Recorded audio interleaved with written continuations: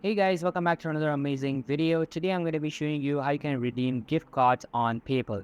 So make sure to watch this video till the end and follow all the steps properly, and let's get started.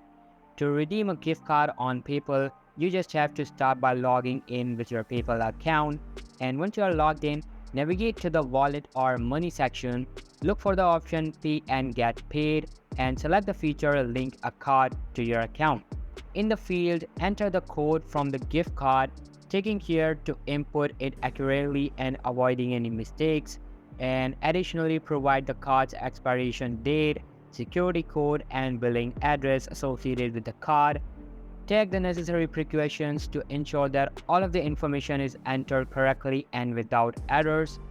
Once the gift card is successfully entered and validated, the funds associated with the gift card will be added to your PayPal account balance.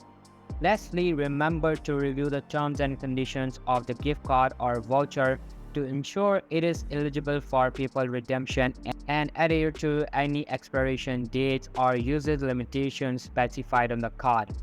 And that's how you can redeem a gift card on PayPal. So that's all for today's video. Hope you liked the video. I'll be meeting you in the next one. See you soon. Bye.